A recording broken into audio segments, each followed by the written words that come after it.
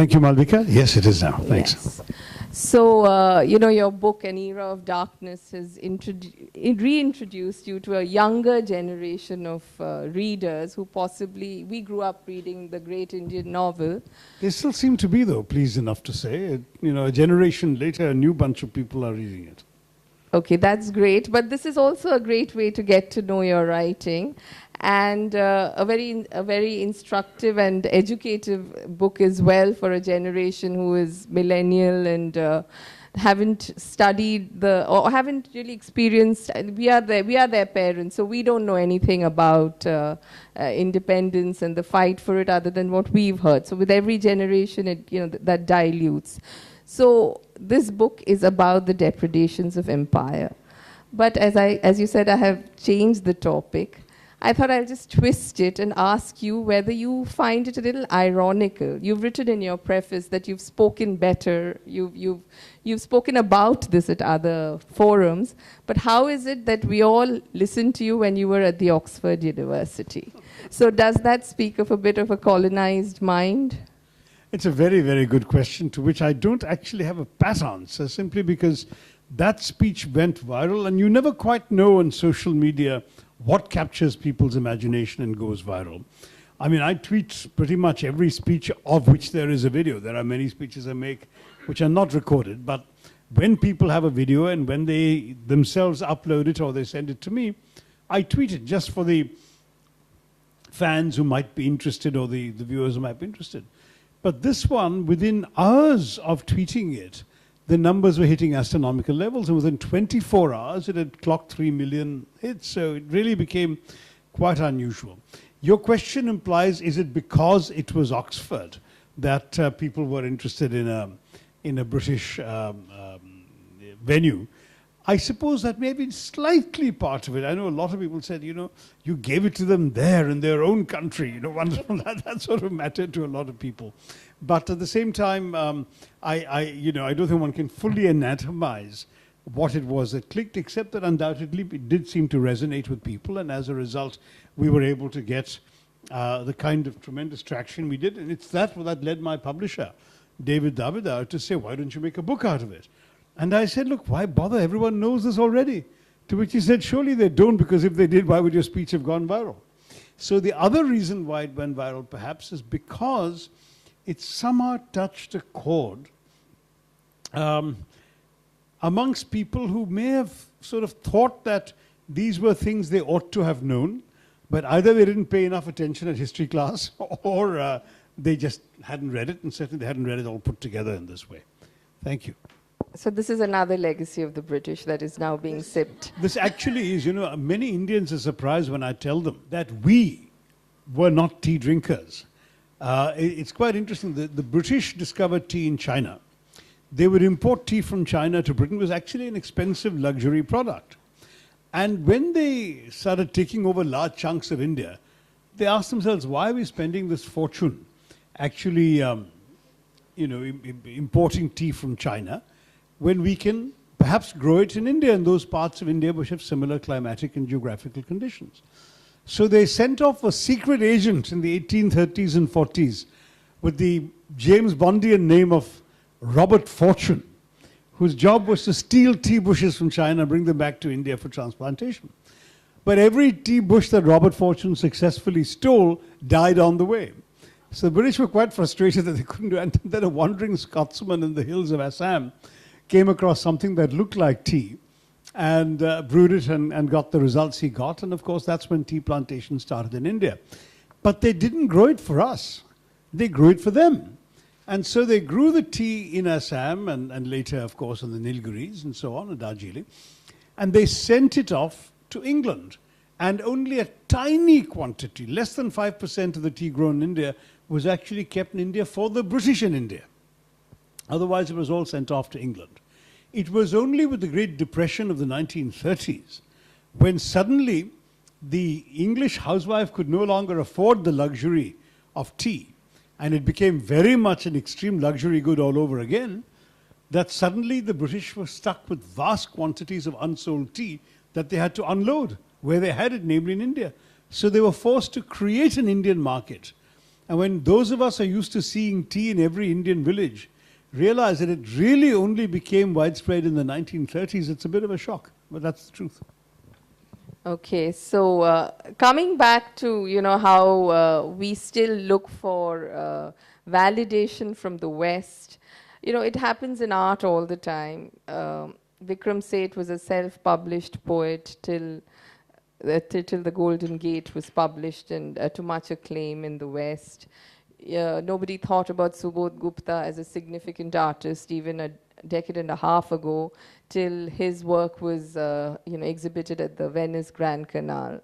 So there is a very strong case about Indians, and I have heard publishers through my Lit Meet interactions telling me that, this writer, he's not even published abroad. He may be selling tens of thousands of copies in India. I remember reading an article when I was still an unpublished novelist, that is when I was working on the great Indian novel but hadn't finished it yet, an interview with Shashi Deshpande, who had published 2 or 3 novels in India to modest success, critical recognition, and she'd written a novel which every single then available Indian publisher turned down. In the 1980s, mid-80s, there weren't that many publishers. There was Jayco, there was Rupa, Orient Longmans, there weren't any of the big international houses.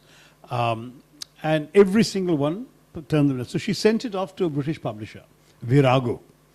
And when the British publisher snapped it up, suddenly she started getting all sorts of articles and interviews in the Indian media and a request from Indian publishers to publish it here.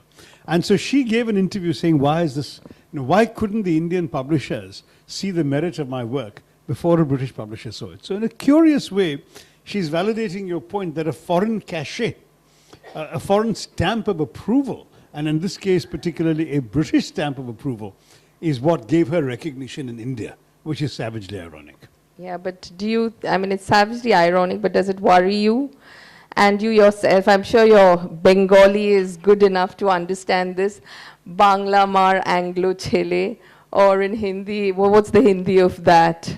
Macaulay Putra is the preferred term. Okay, Macaulay Putra. So you've often been accused of these names because of your now infamously opaque English at times. Not at all opaque. I think I use... What was the last word with R? Rodomontade. But no, what I wanted to say was that I think that is actually... I'm trying to remember the thrust of your question with all the digressions about Bangla Mahan, Anglo Chile. The thing is that the English language is not something that one needs to disavow, because I'm very proud of the heritage of the English language in India. It was the language of Indian nationalism. The first critiques of British colonialism in India were written in English. Dadabhai Nauroji's first book, R.C. Dutt's books, Jawaharlal Nehru's Discovery of India, the first Prime Minister of India discovered India in English. So I don't feel one needs to apologize for English. What you need to apologize for is how you use the language and to what ends, to what purposes. As long as you're using the language for the advancement of your own people, first of all, it seems to me that there's nothing to be particularly apologetic about, and I'm not. Having said that, I find, for example, I don't know if any kids here from La Martiniere or parents who've got kids in La Martiniere, the fact that there is still a school in Calcutta that has houses named for Chanak and Macaulay absolutely curdles my blood. It makes my stomach turn. I think it's a disgusting thing, to be very honest. Martin, who founded La Martiniere, was, of course, an unabashed colonialist himself. But for us, 70 years after independence, to be continuing to celebrate this legacy.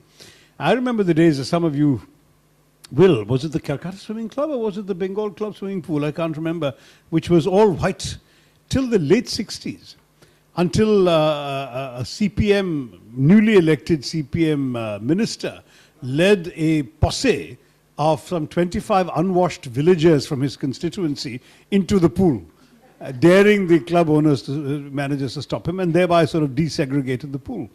I have myself been thrown out of the Breach Candy Swimming Club in Bombay in the mid-60s when an American classmate thought that he could ignore the whites-only rule and take his Indian friend along. And I was told, I'm sorry, he's not allowed, out. This has happened in India 20 years after independence. So or almost 20 in those days, 17, 18 years after independence. Therefore, I can tell you that we do have some embarrassing colonial hangovers, and those, to my mind, we should definitely shed, such as La Martinière's ridiculous houses. But the truth is that the language itself, fine. And then when it comes to Indian books written and published in England, look, if you're a writer, it's tough enough to make ends meet. Writing, let me assure everybody who's planning to contemplate such a profession, is not a viable means of living. I have a son who is passionate about his craft and therefore is supporting himself while writing in New York. Kanishk Tharoor, who has a collection of short stories called Swimmer Among the Stars, which got wonderful rave reviews around the world. He was here last year. Came here, he got a wonderful review in the New York Times, the American edition, the British press, all of that. But just to pay the rent, he has to do some freelance journalism on the side, or what the Indian politicians of the ruling party prefer to call prostitution, in order to be able to survive. And that's because literature, you may get great reviews and high praise, but it doesn't actually give you much in terms of reward. So who can sneer at a writer who writes in English in India for wanting also the benefit of an English language audience in a foreign country? I think it's absolutely wrong to criticize the author for that. I think the author should be entitled to be able to make whatever money he can from a few British or American readers. And that's what indeed some Indian authors have done. I did something, I'm very proud to say, I was the first Indian author back in 1989 when the Great Indian Novel was accepted. 88 was when it was accepted by Viking Penguin in the UK. You have a thing you attach to the contract called the territories where the rights are given. I specifically said I'm taking out the territory of India or the Indian subcontinent because I knew that a British edition would not be affordable to the vast majority of Indians. And therefore, I wanted an edition which Indian college students could afford to pay for. So I took that out and I sold the rights for much less money. I think it was 5,000 rupees or something in those days, to Penguin India, separately from Viking Penguin, so they could bring out the book affordably. And they brought it out in a paperback, I remember, for 99 rupees. Now, that meant that it actually did become whatever a bestseller was in those days in India. The numbers weren't very high, but at least people were able to afford to buy it. Now, I could afford to do that because I was living and working. I was working at the United Nations, earning a UN salary, and writing was not for me a principal means of livelihood. I really wrote to be read because I had things I wanted to say. But that's not true of the vast majority of writers, and so I would request you to indulge their willingness to appeal to a Western public too. Yeah, but the question is, why do they have to first appeal there to then be appealing here? Now, moving... That's changing. Let me just... Sorry, I didn't get that. Nuanced your question. That's changing in the sense that in the old days, the assumption in India, particularly of the generation that came of age when the British were still ruling, was, how do we know a writer, an Indian writer in English is good enough? Only if the white man says he is, or she is. So the first few Indian writers were published, and you can name literally on the fingers of two hands, Mulkraj Anand, G.V. Dasani, R.K. Narayan, Kamala Markandaya, Shanta Ramarao, Anita Desai, and Manohar Malgankar. That was it. These were the only, Raja Rao, how can I never forget. These writers were all published first in the West. They became famous to Indian readers by being Indians who were first published in the West. So what happened was, for that, I'm talking about people who were publishing from the 1930s to the early 60s. These authors would not have had credibility to Indian readers. Indian readers reading in English were buying English or American books. They would read these Indian authors only because they had been found good enough to be published in the West. That complex, I think, we have finally shed. As I say, I'm proud of the fact that I was a bit of a pioneer, but now more and more authors do exactly what I'm saying. And because Western critics have woken up to Indian writers, there is also very much the sense that an Indian writer published in India, even published first in India, is on a par with an Indian writer published first elsewhere. And indeed, because our media gives us so much more attention, you actually get far more attention, fame, press clippings, internet mentions, and so on, if you're an Indian publishing in India, than you would be one of many authors publishing in the West. So I think I mean, since I came back to India now 9 years ago, I severed connections with my agent in America. And I said, I'm going to write for Indian readers. I've had the joys of being published and reviewed in the New York Times and this and that. That no longer matters to me because I no longer live there. If they want to publish me and read me, fine. But this is where my market is. This is where my audience is. This is where my readership is. And I've had absolutely no regrets. I don't feel in any way diminished as a writer. On the contrary, the success of An Era of Darkness here was followed by its success in Britain under a different title, Inglorious Empire. But I didn't hesitate that the book should first be published here. Some Indian writers in the old days would worry about if we publish in India, maybe they won't want to publish it in the West because it'll already be second-hand. Nothing of that. I publish all my books here first. Okay, so that is the avatar most of us like knowing you by as a writer. So now you're a politician and a parliamentarian, and there is a large part of the book which debates the British argument that democracy wouldn't be as robust in India, but for the British legacy of having their parliamentary system here. So you've done this whole counterfactual history. So if you could just talk us through that. Well, yeah, and I don't actually believe that the parliamentary system is particularly well suited to India. But that's not my point. I'll come to that, but just let me hang that there in the air and just come back to the first implicit part of Malvika's question, which is, did the British give us democracy? Now, I addressed this issue already in Oxford because I was reacting to speeches made by people on the other side, and I was saying that, look, it's a bit rich to arrest, imprison, censor, maim, transport, execute, and do worse to people for 200 years and then celebrate the fact that they're a democracy at the end of it. The British spent most of their rule here denying us democracy. It is only towards the very end that they began seriously associating Indians with governance, and that too principally with the civil service. They were extremely reluctant to grant responsible governance. When you think about it, the first really free elections to representative provincial assemblies goes back to 1937, just 10 years before independence. So in 200 years of British rule, you say that for 10 years they were willing to be democratic. That doesn't really say very much. But on second thoughts, there is also the fact that that was provincial governments that were elected. There was never an all-India government under the British until 1946, when an interim government was formed after the British already decided to leave. So first things first, the British didn't give us democracy. They didn't want to give us democracy. They had no desire to see Indians asserting democratic rights. Now, secondly, on Malvika's other part about the parliamentary system, as I began by saying, I'm not a huge fan of the parliamentary system. I think it was devised in the very particular conditions of the British Isle, a tiny little country. There are about 650 people sitting in the overcrowded House of Commons. Each one, even today, represents only about 100,000 people, 100,000 voters, which means that strictly speaking, that's 1 lakh, okay? So each MP can, in the normal course of a campaign, knock on pretty much every door of every voter.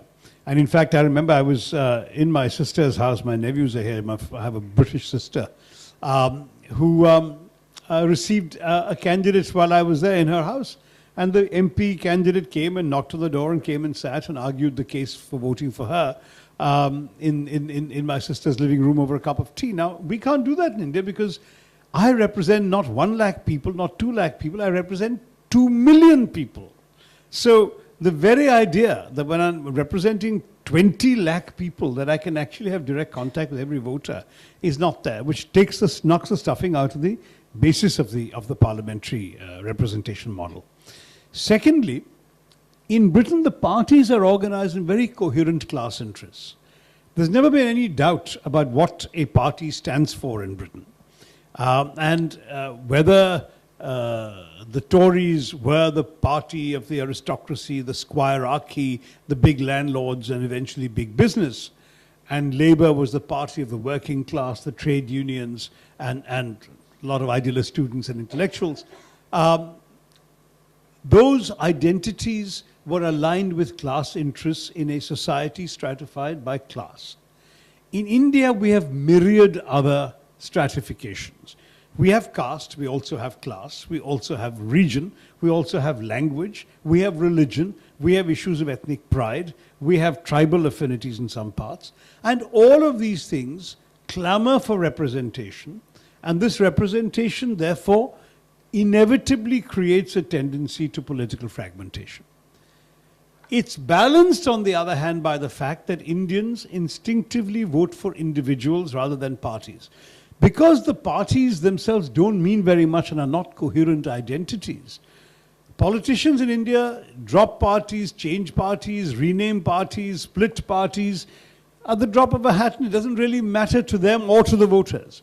So the whole concept of the parliamentary system based on coherent parties doesn't actually apply in our country. But what actually happens is people vote for individuals. So if you want Jayalalitha to be chief minister, it doesn't matter who the AIDMK candidate is, you look for her symbol, which was the 2 leaves, and vote for whoever's running on that symbol. In the old days, I remember in 71 when I was a student here, too young to vote, I remember Indira Gandhi's picture was the only picture on all the Congress election posters, not the picture of the candidate. In those days, printing was also more expensive, so one picture was all they could afford, was Indira Gandhi's. So the idea was, you want Indira Gandhi to be prime minister, you vote for this man in this particular place. That's how, so we were actually distorting the parliamentary system in our voting behavior. We wanted to be ruled by individual figures, and to put them there, we voted for the people who are being elected in order to elect them by forming a majority in parliament. This is absurd. Why would you want to catch your nose this way instead of this way? You know, this is what we're doing.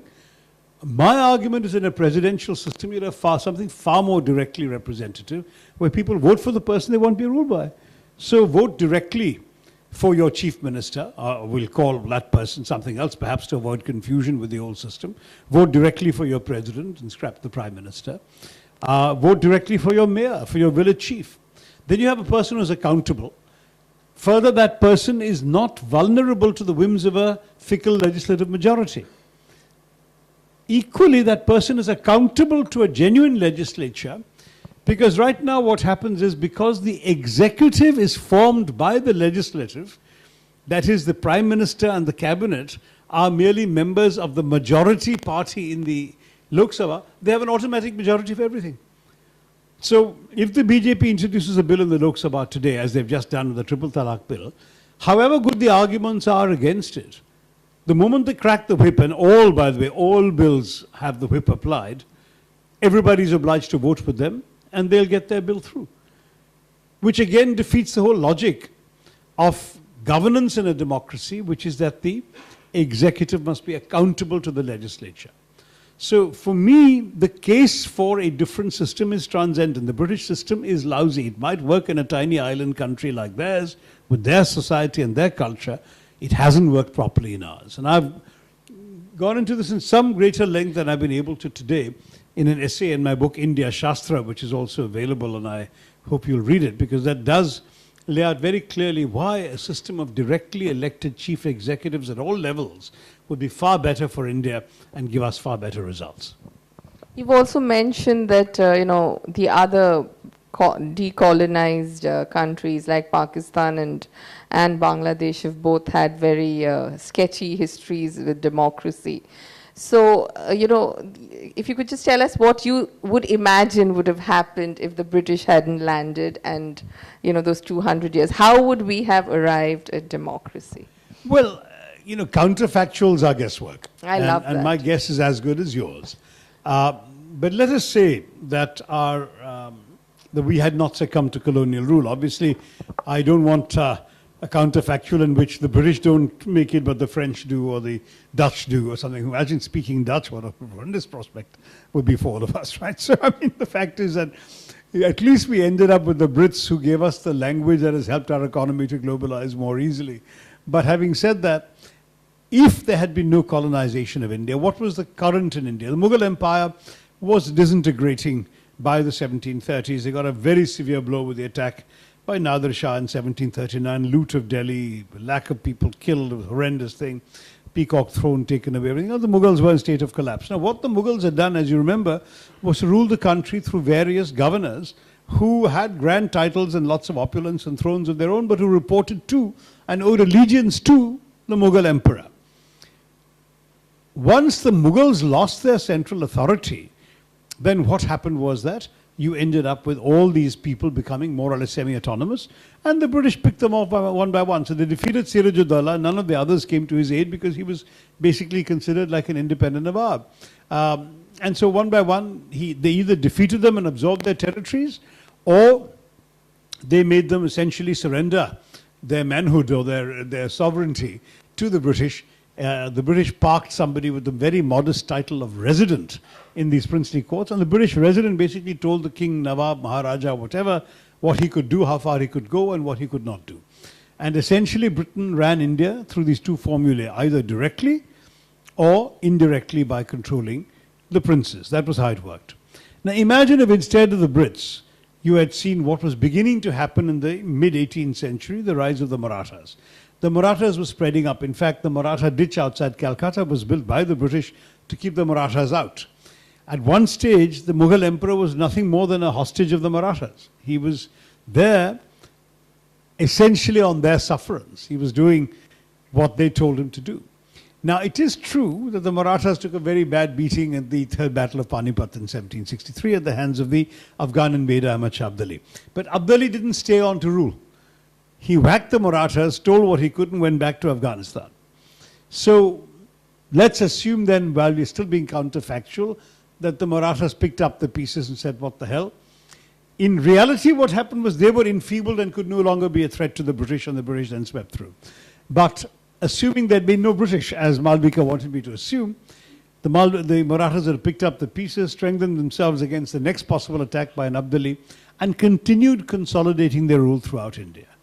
So what you would have had is, it seems to me, the gradual evolution, as we saw in Japan, as we saw in Thailand, elsewhere, of a constitutional monarchy. They would have continued paying lip service to the idea of a Mughal monarch, but real power would have rested with the Peshwas.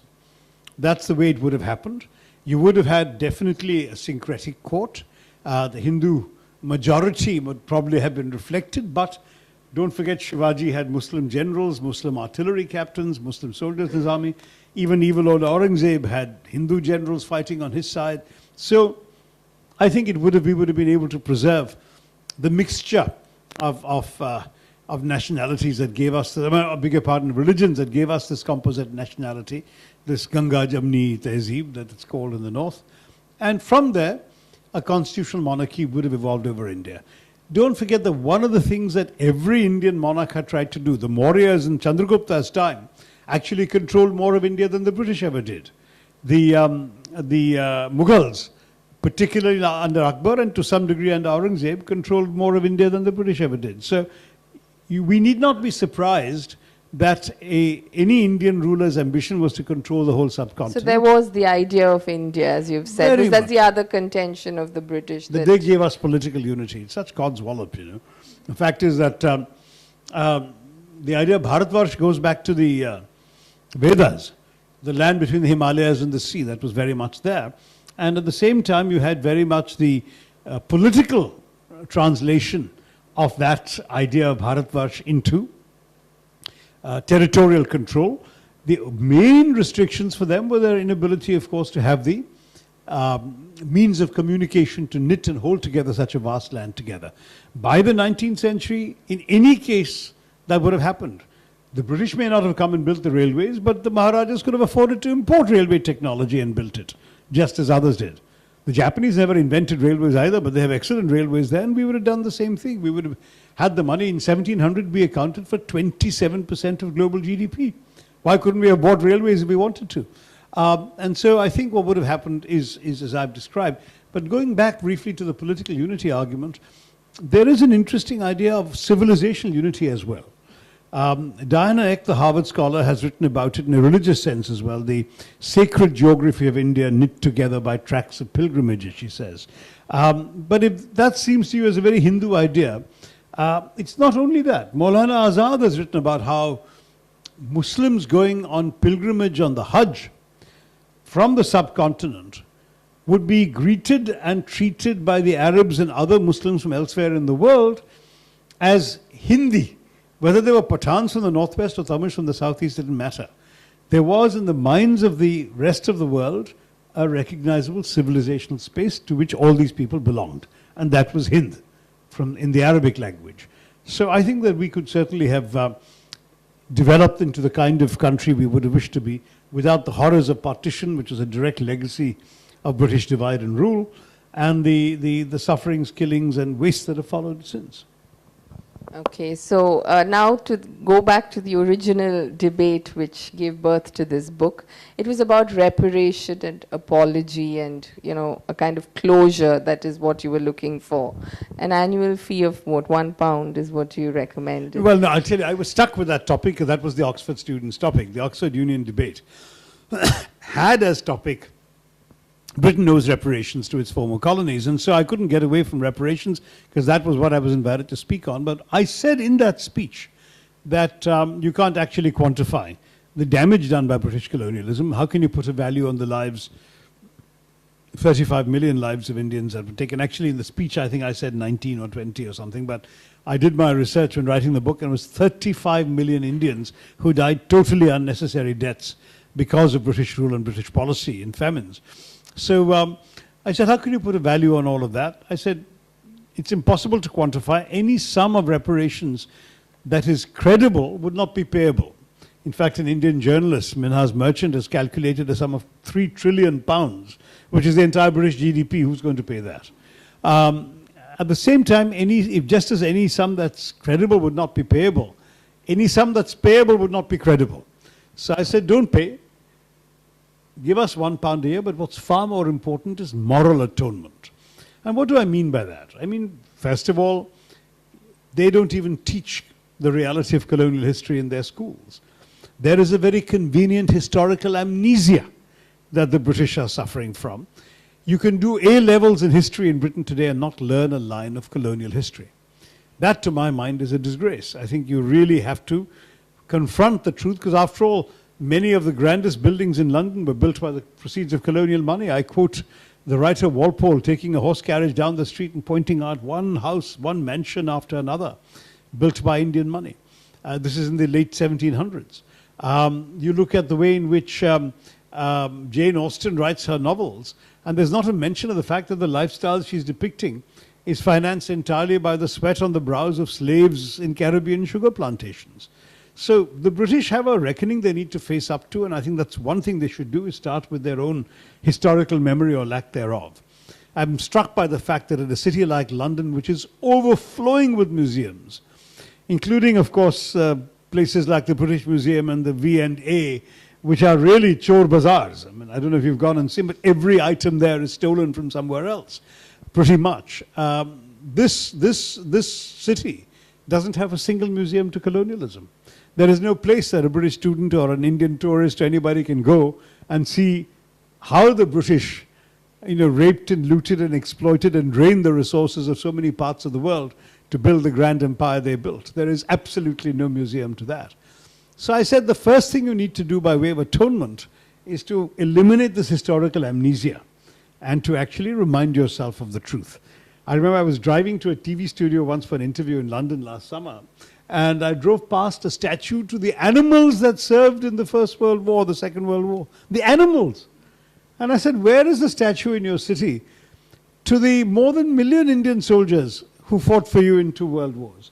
76,000 died in the First World War. Another 78,000 were grotesquely maimed and wounded.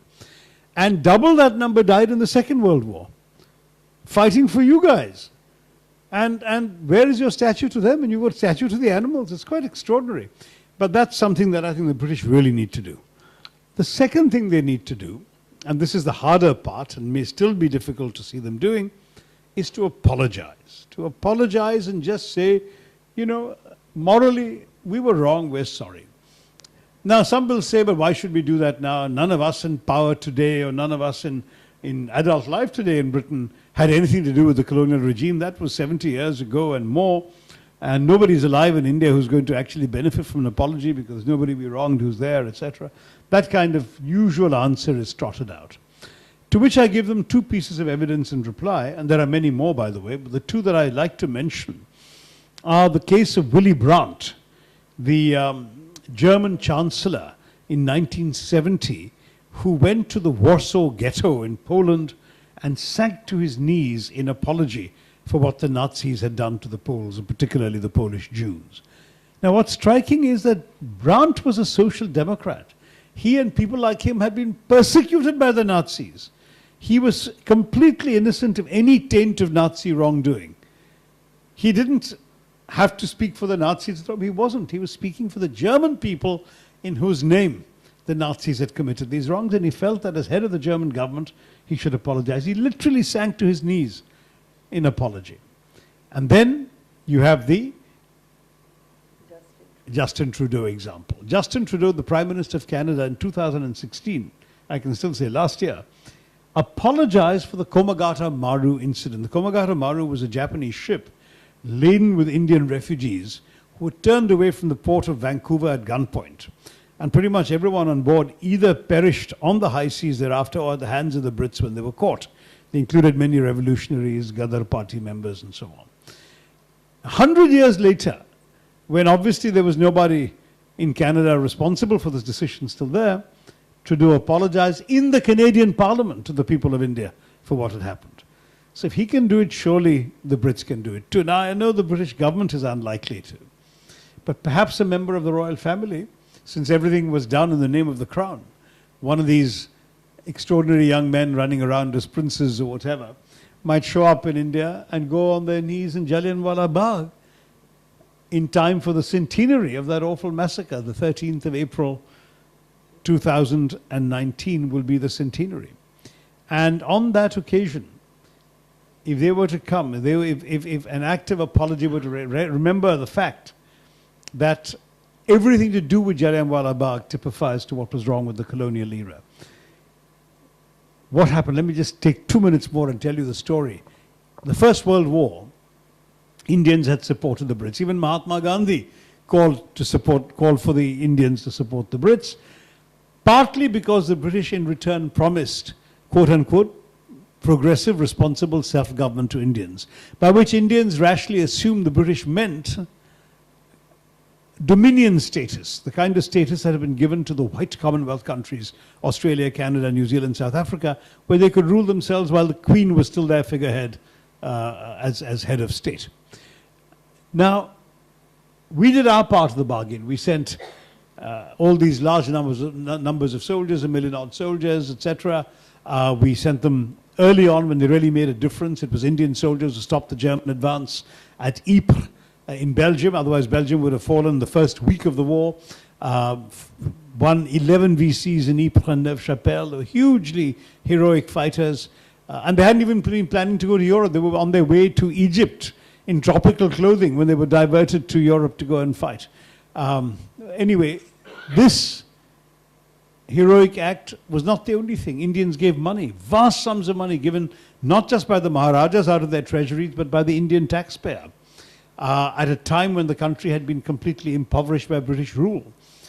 And we were also being laid low by the Spanish flu at that time. And yet we were sending soldiers, nurses, money, pack animals, carts, clothing, food, and even rail lines were ripped out of the ground in India and sent off to aid the war effort. In exchange for all of this, did the British keep their word? Perfidious Albion broke its word. Not only broke its word, but instead of not only did it not give dominion status, it reimposed the wartime era restrictions on freedom of expression, freedom of assembly that had been imposed during the war, were reimposed under something called the Rowlatt Acts. Obviously, protests broke out across British India. Various people started addressing protest meetings, and the British clamped down with martial law. They didn't call it that, but that's what they did. They sent soldiers to actually crack the whip and keep Indians under control. And different generals were sent to different parts of India, and Brigadier General Reginald Dyer was sent to Punjab. Now, he got to Amritsar and discovered that there was a gathering, he was told, of large numbers, thousands of people in a walled garden, Jallianwala Bagh. He didn't bother to find out why they were there. They were there to celebrate Baisakhi, the Punjabi Spring Festival. And they were not only totally unarmed, but for the most part, they were women and children, they were families. It was almost like a picnic thing. Yes, some of the people addressing them may have been saying anti-British things, but no one was there to conduct a rebellion or raise weapons or launch violence. This fellow shows up, Dyer. He doesn't ask them why they're there. He doesn't order them to disperse. He doesn't even fire a warning shot in the air. He just orders his soldiers to take up positions at the only entrance and exit to the Bagh, one gate, and to open fire on the defenseless, screaming, helpless men, women, and children. Later he boasted that not one bullet was wasted. They fired 1,650 rounds. Every bullet hit somebody. About 1,300 people were killed. Several hundred more were injured. Of course, many were injured in the stampede as well. But the story isn't over. He then shuts the gate and does not allow the relatives, the family, the friends of these wounded people and dying people and dead people to attend to them. They're lying there, the ones who are dying, moaning, calling out for water. Their loved ones are standing with water. They're not allowed to go in. They had to fester for 24 hours in the hot sun, where many more died. Dyer ordered Indians to crawl on their bellies on a neighboring lane. And if they so much as raised their heads while crawling, they were bashed on the head by lathis, by British staves. After all of this, of course there is a nationwide outcry. A commission of inquiry is held that largely whitewashes Dyer. The British House of Commons censures him. The House of Lords exonerates him and passes a resolution praising his decisive action. And the British conduct a collection for Dyer, which amounts to the princely sum of £250,000, which is presented to him with a bejeweled sword. And that flatulent voice of Victorian imperialism, Rudyard Kipling, hails him as the man who saved India. So the whole thing, the betrayal of the original promise, the cruelty of the massacre itself, the racism and indifference to Indian suffering that accompanied and followed it, and then the racist self-justification at the end, all of this put together makes Jallianwala Bagh the single worst atrocity of the Raj, and thereby fit to be the symbol of everything that was wrong at the worst of British colonialism. So if on that occasion, at least on the centenary of that occasion, a British official could come and apologize, I think it would send a fantastic message that would cleanse Britain of that original sin. So you had mentioned this as well as something else. I can see the director of Victoria Memorial is here. That apart from closure from the British side, we too need to remember our history. And you had recommended that the Victoria Memorial is refashioned as a memorial to colonialism. Yes. Yes, there's an interesting development on that.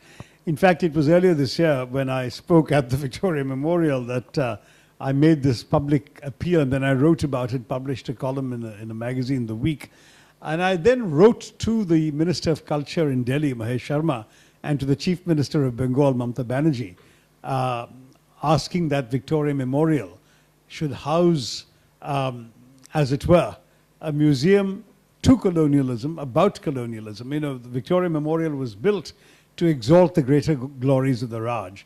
And I find it slightly incongruous 70 years after independence that it houses most of the exhibits it does. Some rather mediocre paintings of British grandees during their stay here and so on, but very little pointing to the stark reality of what colonialism really meant to Indians.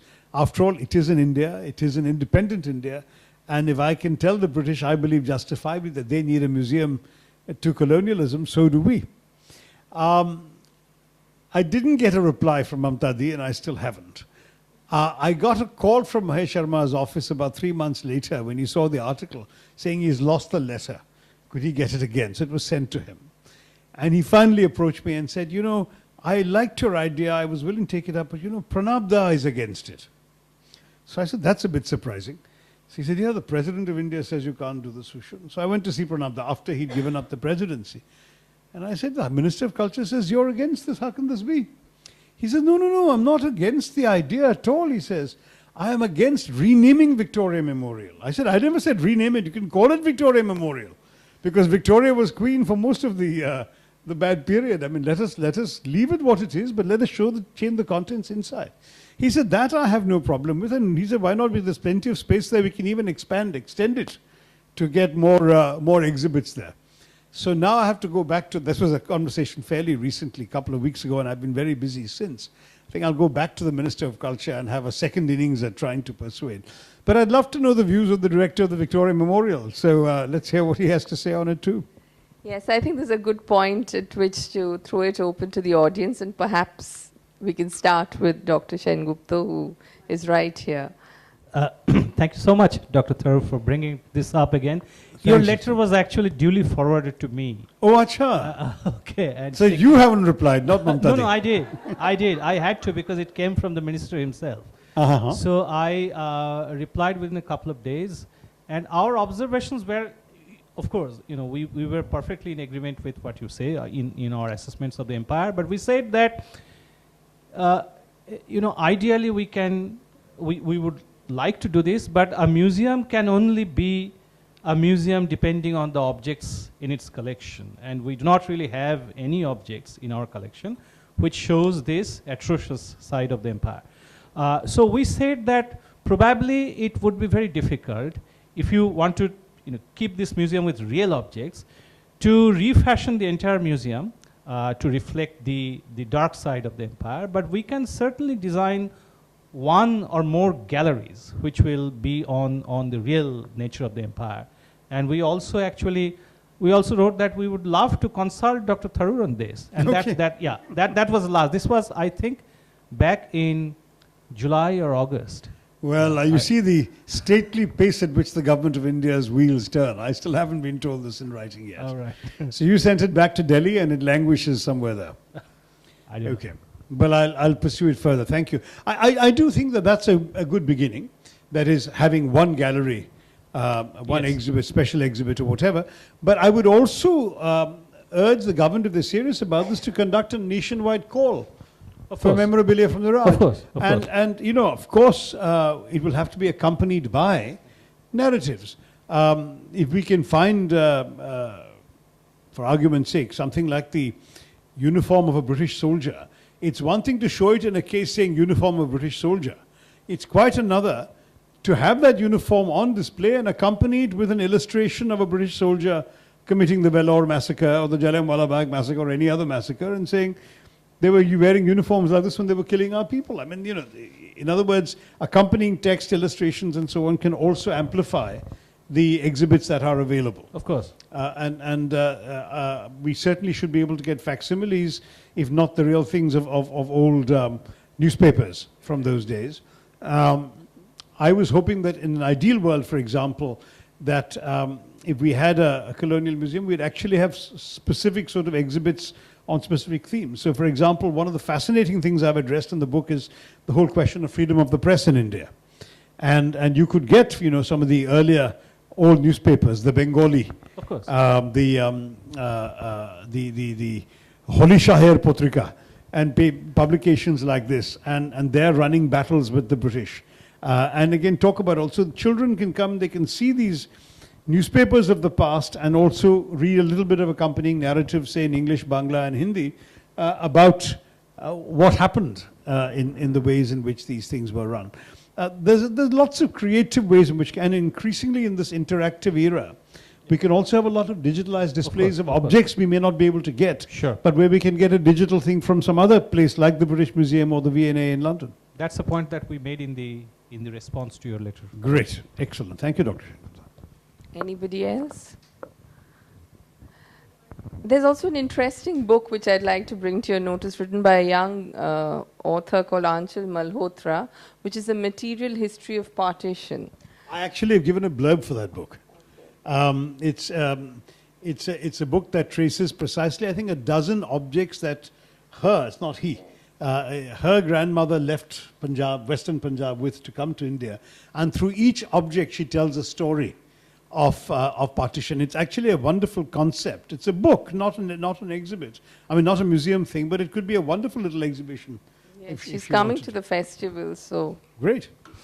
Doctor, Our Vice President recently, We're blinded by the lights behind you for the TV cameras. our Vice President recently, Venkaiah Naidu, made a statement in the Parliament, at the upper house, that when a minister presents a bill, they start by saying, "I beg to present," and he says that lacks confidence of the country. It lacks, because the parliamentary way has certain protocols. Do you agree with him, or you would like to see it? I'm in favor of dispensing with the unnecessary, to be honest. I think that just as we got rid of those ridiculous powdered wigs, which continued for a little while after independence, that our speaker used to wear and the judges used to wear, and we've got rid of that. I would get rid of a lot of these trappings. In India, for example, in Parliament, why do we say "I" when we are voting affirmatively on a bill? Who says "I" in India except in Parliament? It's a British legacy. Scrap it. Let them say "ha." Let them say "yes." Yo. Let them They can say "yo." Let them say whatever that signifies assent. But why "I"? It seems me odd.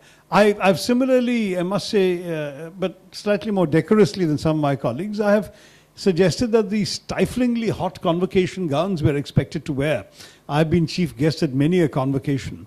And it's all right in the winter, but my God, you go to a convocation in the hot summer months, and you've got not only what you're normally wearing, but on top of that, this black gown, very often made of rather thick material, fastened by Velcro, and then on top of that, the absurd hat on top of your head.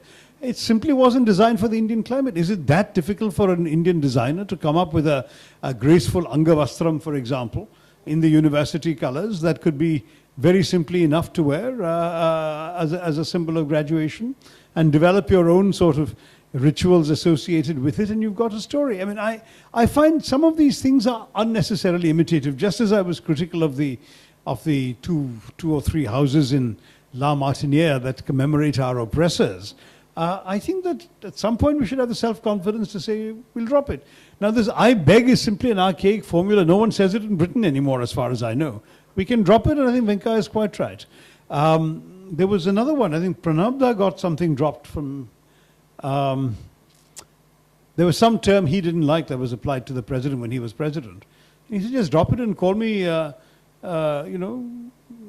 Your Excellency or Mr. President or whatever. I've forgotten the term he objected to. But now there's lots of archaic habits which we are stuck with merely because it always was. And something to be done merely because it's been done like that before in the past is never a good enough reason for anything. We'd still be burning widows on the funeral pyre if that was ever a good enough reason. Context of Victoria Memorial and sort of being in denial about the atrocities of colonization.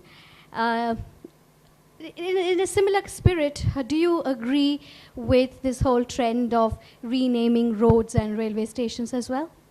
There I'm on slightly more uncomfortable ground, and I'll tell you why.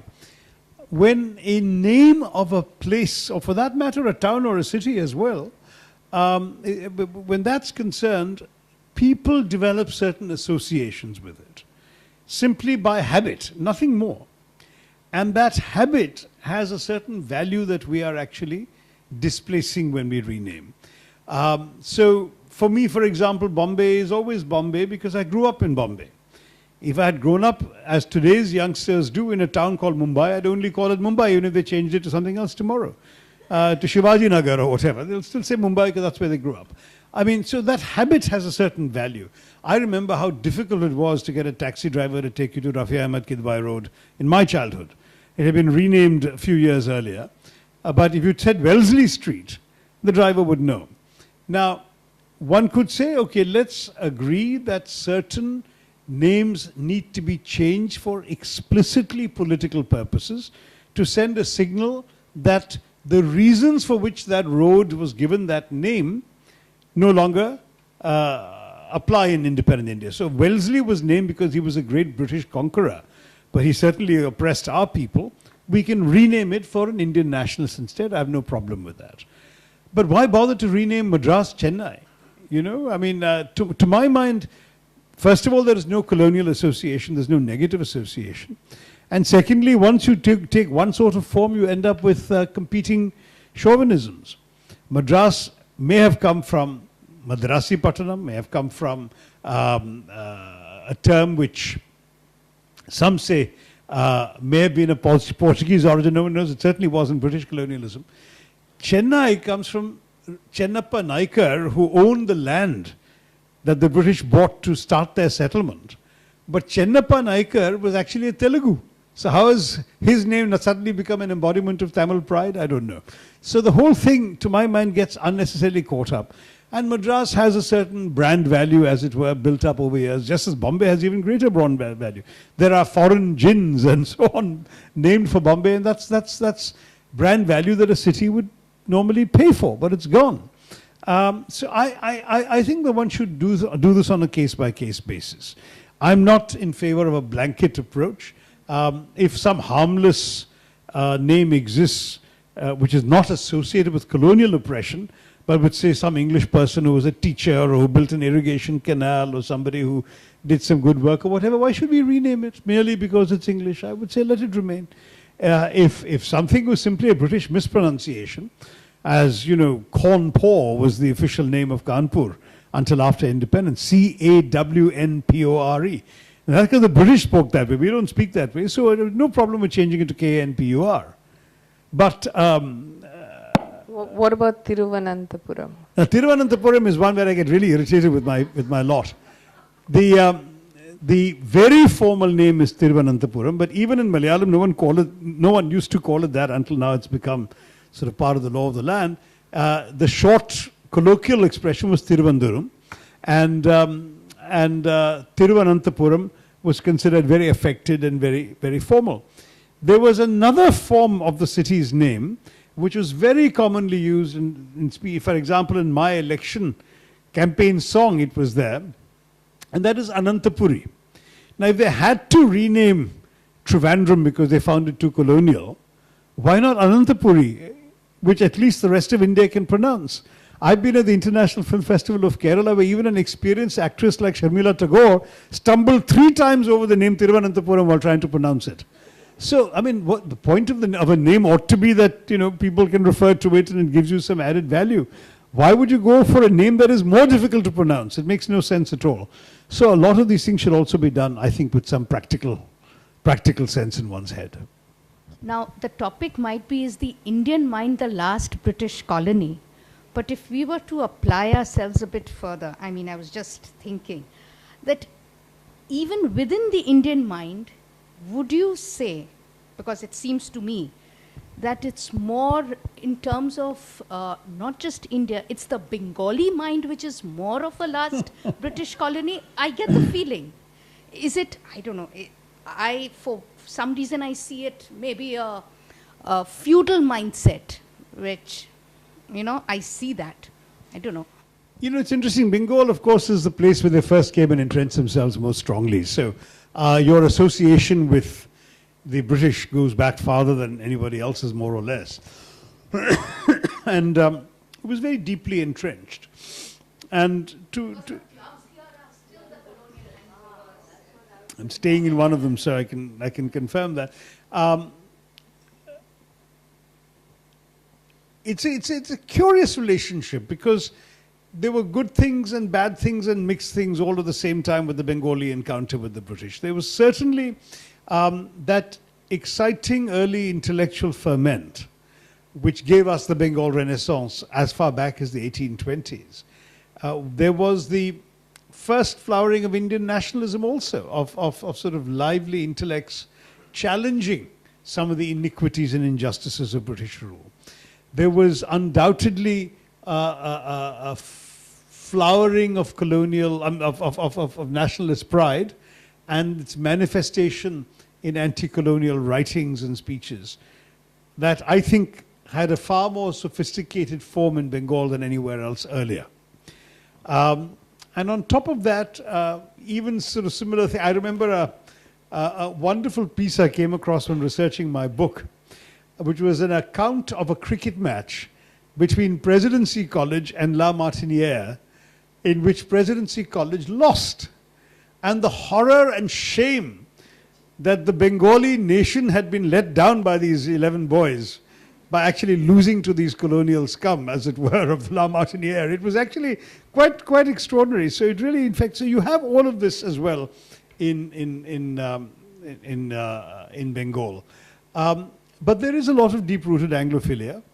I would say if you were to find Indians today who actually are overtly and proudly Anglophile, celebrate English customs, habits, eating, tastes, music, visit London, etc., and see Britain and British universities as the acme and the paragon, a majority of such Indians will be Bengalis. So there is that as well. Shopan Dasgupta, my old classmate, is a Exhibit A, but then he did come from La Martiniere, so he can be partly forgiven. The fact is that that is very much true as well. But you know, today in our country, we are able to regard the British without a chip on our shoulder. I mean, I don't have any sort of active sort of what's the word I want? I suppose chip on the shoulder is the best expression about the Brits. I feel I can deal with them as equals, that I can hold my own with them. I don't have to go out of my way to impress them, and I don't have to go out of my way to fight them. They're not ruling me today. I can speak to them in relatively calm and measured tones. I can deplore the wrongs their ancestors did, and I can at the same time, I think, make demands of what they can and should do today, which seem to me to be entirely reasonable demands to make. Perhaps this was not possible in the first few decades after independence, when the shadow of the Englishman was still cast over us. That era is over, and I think even in Bengal, this tribe I described is gradually fading away. Yeah. Okay, so if we're going to really bunk, as we say, some of the wrongs that they've done, do you think that we might want to learn a few things from them, which we should have in the 200 years that they were here? Like their sense of timing. I mean, a simple thing like when we go to England and we find people queuing up, there is no sense of queuing up in our country at all. Everybody falls over everyone, even in an airport. So what do you say about that? Well, I think you're generalizing, but your generalization is not far off. I mean, I have seen orderly queues in India, but I would concede that they are relatively unusual. And I think that to some degree culture asserts itself. Look at the very civilized way in which the British conduct their parliamentary debates, for example. They can say the nastiest things to each other, but they won't be sort of, you know, shouting slogans in the well of the House and waving placards and ripping the speaker's mic off the desk and tearing up papers and all the other stuff that our legislators at various times have done. So yes, I wish we could learn from the British their sense of decorum. I wish we could learn from the British their ability consistently to do things, to play by the rules. Now, I don't want to overstate the value of that, because I'm quite critical in this about their British habit of doing things by the book. The Indian flexibility was actually more humane. And I talk about this in the context of droughts, for example. In India, even under the worst rapacities of the British, of the Mughals, I beg your pardon, or the Zamindars, you know, if there was a drought and the poor peasant couldn't afford to pay, invariably the tax was either reduced or postponed or deferred. If there was a death in the family or a marriage in the family, the same thing would happen. The British had no such flexibility. They said, this is it. We do everything by the book. There are no exceptions. There is no flexibility possible. You have to pay 85% of your crop this week. We don't care what your circumstances are. Your husband may have died, madam, you're the widow, but if you can't pay 85%, sell your land and give us the money, but otherwise you're going to be flogged and stripped and tortured and God knows what else. That was the way the British functioned. So playing by the rules sounds good, but when it becomes playing by the book without any humanity or flexibility or compassion, it doesn't sound so good. So some of the things in our nature, in our cultural character, may irritate you, and rightly so when it comes to people jumping queues or shouting or misbehaving, but sometimes it also reflects the kind of different people we are. I mean, we are not terribly British in many respects as cultures. And I suppose it's the authenticity of Indianness that's reasserting itself, for bad and for good. There's certainly a lot of bad, and I don't disagree with your implicit rebuke. But as for punctuality, for example, I remember the UN. There was a convention known as the UN 15 minutes, which is that if a meeting was called at 11 it was understood that we'd only actually get underway at 11:15. So if everyone understands that, then it's not rude to be unpunctual. Right. So in India, it's the same thing. In England, if they say come for dinner at 8, they mean come for dinner at 8. If in India you say come for dinner at 8 and you show up at 8, the host will be still getting dressed. So you have to understand that within the culture, people have to have some understanding of what the expectations are and adjust accordingly. Yeah, we are always talking about all these apologizing and going back in history, etc. Isn't there a point where we could come and understand that, okay, this generation of our children can be taught history as it was without having to go into so much of detail and keeping it interesting at the same time, correct contextually, and just move on? I wish it were that simple. Because the truth is that what you choose to teach and how you choose to teach it both imply choices. I mean, history is such a vast subject, right? I mean, imagine just teaching everything that happened in India in 2017. You know, you could find it literally impossible to do. It took 365 days for it to happen. What happened in multiple places. You will choose what you focus on. I was lamenting in Parliament last week that I had a terrible cyclone in my constituency. Over 100 people died. But no one in North India was even aware of it because all the newspapers were reporting was the Gujarat elections. So in many ways, when you think about even journalistic reporting, but certainly historical writing, you're making choices. You're saying, this is important for my readers. This, the students of our country ought to know. This we can probably dispense with. This maybe people doing more advanced studies can research into, but we don't need to go into this, etc. There are always choices being made in what you do. And then how do you do it? What do you say about what you have chosen? That again implies choices. So that how you can describe the same facts that I've talked about in my book very neutrally. You can describe them from a very sympathetic British point of view, saying that this was the best they could do at that time in those circumstances, whatever. And then you could also do one in which you take the kind of point of view I have. So it's both what you choose to tell and how you choose to tell it that determines the shape of the history you learn. My advice to kids is, obviously, if they're interested in history, to read as widely as they can beyond the syllabus. I'm proud to say that I did that. A family member recently found a notebook I had kept when I was 14 years old, in which I had written history essays to myself. They were not submitted to the teacher. They were not classwork or homework. They were just for my own pleasure and satisfaction. I went to the library. I looked up books that interested me, and I wrote essays myself. There's no teacher's correction or marks or anything. They were just for my own satisfaction.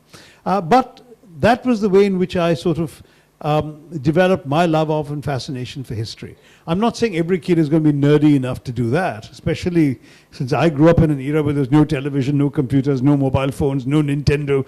I didn't have too many other distractions but books and ideas, and that's why I grew up the way I did. Do your nephews do that? Write history notes to yourselves?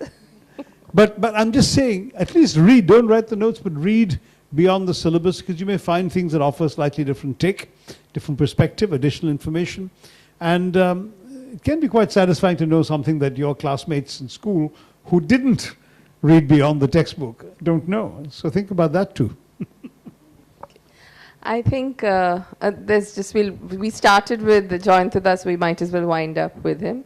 So yes, but that's a really tough ask, because as a mother of an 18-year-old, I can tell you, to get him to write history notes to himself is well nigh impossible.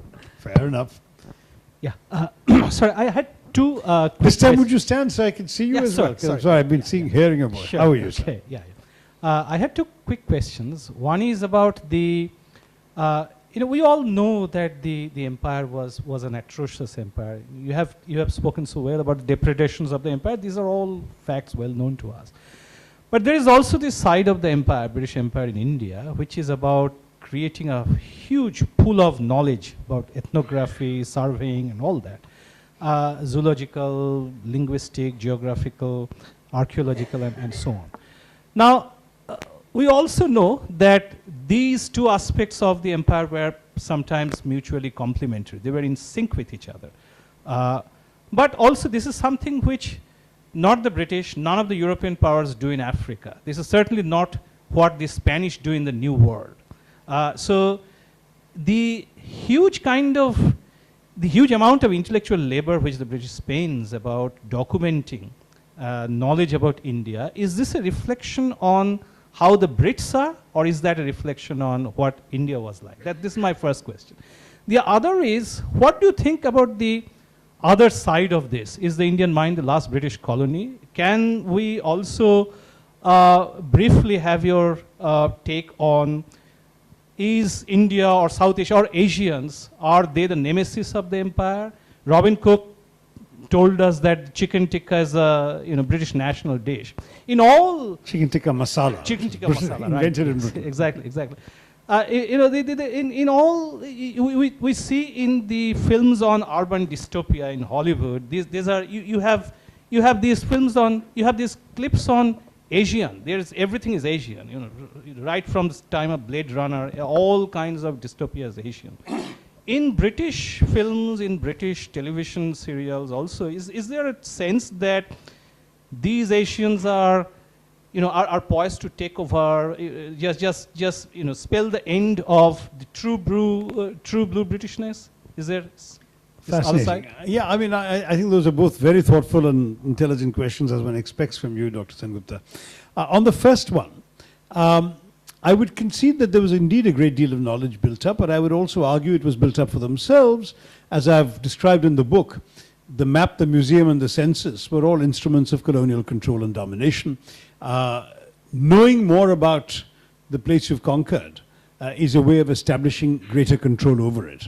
And so the British scholars who came may have individually been motivated by their own quest for knowledge and erudition and so on, but they were allowed to do their work, and their work was often facilitated for them because the colonial administration found it useful to document as amply as possible the land that they had conquered and were ruling. So to that degree, I would say they were not trying to do us a favor, they were doing themselves a favor. But yes, you're right in the process, the cataloging of botanical species, of flora and fauna, the uncovering of great priceless treasures of Indian culture that had been lost to our own knowledge, such as the Ajanta and Ellora caves, which were discovered by a British hunter, but discovered by accident in all fairness. He was chasing a tiger or a leopard and he stumbled across the caves. The discovery of some of the ancient Sanskrit manuscripts. Again, discovery may be the wrong word because they were in the possession of assorted Brahmin pundits. They were simply not shared with the public at large until the British discovered them or gained access to them and then made them more available. Orientalism in the good sense of the term, not the Edward Said sense of the term, but Orientalism as practiced by someone like William Jones, who was himself by his 30s perfectly fluent in Sanskrit, Arabic and Persian, and who did some extraordinary work to dig up some of the Indian past. All of this one can commend. But let us never lose sight of two or three inconvenient facts. The first is the one I've already mentioned, that this was very much an instrument of control, of the more you know, classify, categorize what you have conquered, the better you can control it. That was very much there. The second was, which is why even William Jones was, though he was very cynical about it, to participate in Warren Hastings' codification of Hindu law, the Code of Gentoo Laws. You remember that the Brahmin Pandits came and did. The second inconvenient fact is that the British never actually sought to do this to benefit Indians or sought to impart to Indians very consciously the knowledge they had collected. There were no institutions of Indian culture set up by the British. Bharatiya Vidya Bhavan, which came only in the 20th century, was an Indian attempt to possess and make something of these findings and discoveries. Third, British educational policy and educational budgets were so niggardly that there was very little money being devoted to either the propagation of English or the propagation of the knowledge being collected by the English. It was more important for an English knowledge creator or collector to take that back to his Royal Society in London and showcase it there than it was to impart it here. Will Durant, the American historian, reported in 1930 that the entire education budget of the government of India, from kindergarten to high school levels, I mean to university levels included, came less than half the high school budget of the state of New York that year. And there was one particular year he mentioned, because he was studying the official British accounts, where the entire expenditure on education was less than the amount spent on renovating the military barracks in Bengal, or in Fort William, I think, particularly. So there was never much money spent to promote knowledge in India. So it's difficult for me as an Indian to feel very grateful for it. There was knowledge created, a lot of it there, well and good. And now, because we have become sort of independent people standing on our own feet, we are able to lay claim to some of that knowledge and to build on it in independent India. But I wouldn't give the British more credit than the credit they deserve, and that the individual researchers and the individual discoverers and the individual collectors deserve, which they undoubtedly do. Your second question, giving us a long and complex answer to the first one, I may have forgotten the second one. It was about, just give me one. The second is, can we think of a flip side to Oh this yeah, the question? Asian thing, yeah. You're right, that part of it, it's because of the Asian immigration to Britain. I've often joked that, today, Indian curry houses, as the British call them in England, employ more people than the coal mining, shipbuilding and iron and steel industries combined. So the empire can strike back. But as a placard held up by a brown British protester in a photograph that was published a few years ago, memorably said to the British, anti-immigrant movement, the placard said, "We are here because you were there." And that was a healthy reminder to all these white people who are saying that the browns and the blacks don't belong, that the only reason they're there is because the British came here where they didn't belong and created the conditions that made this possible. So yes, Asians have gone back. Asians have invaded the British imagination. Robin Cook's famous comment, by the way, is actually, literally speaking, accurate, because chicken tikka masala was invented in Britain. The story goes that a bunch of drunken British football hooligans showed up at an Indian restaurant and ordered chicken tikka. And when it was the end of a long day, the football match was over, etc., it was quite late at night, the weary restaurateur plonked a chicken tikka in front of the yob. The fellow said, "Where's the gravy?" in a very belligerent tone. As you know, chicken tikka is a dry dish, there is no gravy, but the restaurateur was A, not willing to argue, and B, these are rather big, beefy and very drunk British football hooligans. So he took the chicken tikka back into the kitchen, opened a can of Campbell's tomato soup, poured some of it on the chicken tikka, sprinkled some herbs, shoved it into the microwave, brought it out and said, "Chicken tikka masala." Now this was a huge hit, and the whole bunch of people started ordering more. Other people, other tables said, "We want some of that." It became a big hit recipe from this restaurant. Then people started going to adjoining Indian restaurants and asking, "Can we have that dish?" And soon it spread. It literally was the culinary equivalent of going viral. And thus was chicken tikka masala born. Now if you eat chicken tikka masala in India, you're eating an Indian dish invented in Britain. But that's another story. The fact is that Indians have been able to inject some of this into Britain. One could argue it goes back to the colonial days, as Indian words infected the English language. I've said that the British took the word loot into their dictionaries as well as their habits. And similarly, other Indian words, shampoo comes from champo. All the Hindi words they only knew in the imperative. They were giving orders. So champo means, massage my head. And so from there came shampoo, because when they massaged the head with sort of soap and water, that was a shampoo. That was a shampoo born. Or thug, which is from thug. Or bungalow, of course, obvious, jungle. And so it goes. There are literally thousands of words of Indian origin in the British dictionary. So we have contributed to colonizing the British mind to that degree. I would argue further that just as we have been transformed by 200 years of British rule, they have surely been transformed, for good and perhaps for not so much good, by the process of ruling us. Right from the money they took from us and the buildings they built and the habits they acquired, to the invention of mulligatawny soup, or the invention of kedgeree, or jodhpurs. Their riding costumes come from Jodhpur. Their pajamas that they sleep in come from Indian pajamas. That's another Indian word. And so it goes. So We have certainly influenced them as well. Perhaps not as much as they've influenced us. I think that would, a debate became a book, and a book might now become a museum. So, it's this whole debate has taken a life of its own. And thank you for, spearheading that. And I hope you all had a wonderful time. Dr. Tharoor has turned down the Kolkata Literary Meet this year. No, it's not that. It's just, unfortunately, January's turned out to be quite a crazy month. So, but we've had it Malvika here. is somebody who's a great patron of the arts, and I'm very happy to oblige her whenever I can. So delighted to see you all here under her auspices. Thank you. So the British tea is waiting in the next room, and I hope all of you can join us. I had masala chai.